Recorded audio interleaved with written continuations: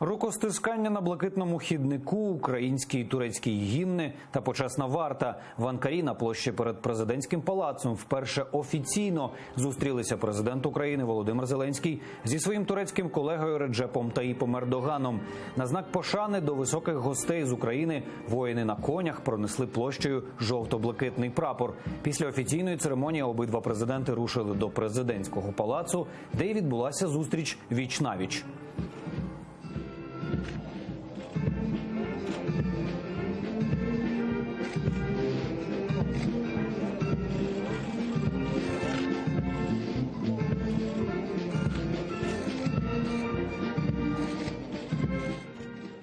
Президенти Володимир Зеленський та Реджеп Таїп Ердоган з хвилини на хвилину мають вийти на брифінг для преси, адже перемовини за зачиненими дверима тривають вже більше години. Чекає появи президентів і кореспондентка телеканалу АТР Ельвіна Сейтбулаєва. Вона на прямому зв'язку зі студією. Вітаю, Ельвіна. Тож, чи відомо, які теми піднімалися під час розмови обох президентів?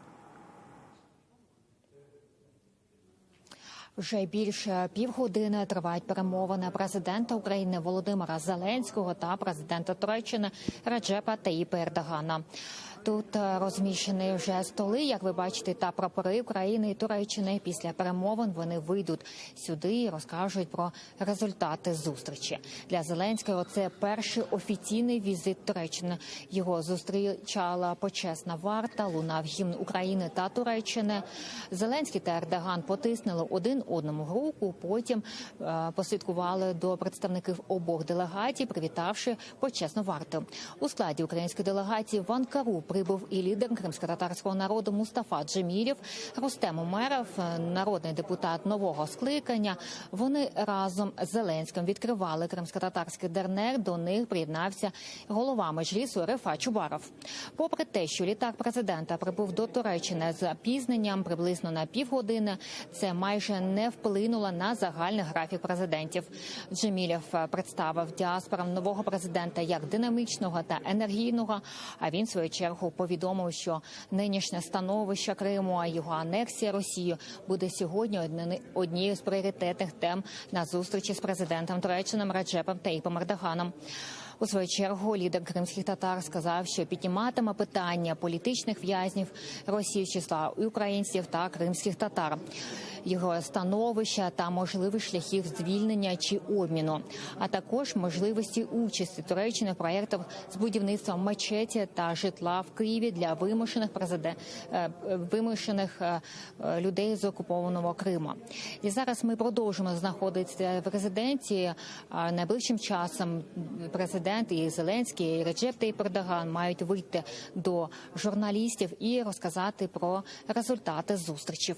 Вже докладніше розкажемо у наступних випусках. Заман, студія.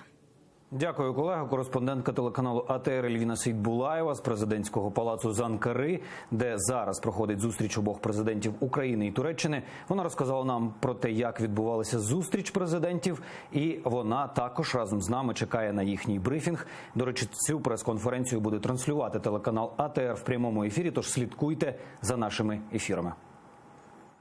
Крим знову буде українським, а Україна не залишить на призволяще кримських татар, котрі через окупацію вимушені були виїхати з Криму на материкову частину України. Це заявив президент Володимир Зеленський під час першого свого офіційного візиту до Туреччини.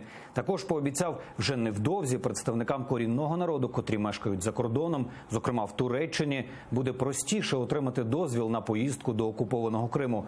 Разом з лідером кримсько-татарського народу Мустафою Джемілєвим та головою Меджлісу Рефатом Чубаровим він відкривав новий офіс кримсько-татарського культурного осередку в Анкарі. Назвали дернек на честь 19-го президента кримсько-татарської діаспори Туреччини доктора Ахмед Ісхана Керімли. Його портрет поруч з прапорами України, Туреччини і кримсько-татарського народу стоїть біля входу. Церемонія відкриття традиційно розпочалася з молитви, дуа. Президент Володимир Зеленський новий осередок в Анкарі назвав гостинною домівкою кримсько-татарської спілки і запевнив, Україна не дозволить світові забути про окупацію Криму Росією і репресії проти корінного народу кримських татар. Сьогодні Росія зразка 21-го століття знову несе біль та горе на кримську землю. вдаючись до ганебних репресій, багато кримських татар були змушені знову залишити свій рідний дім.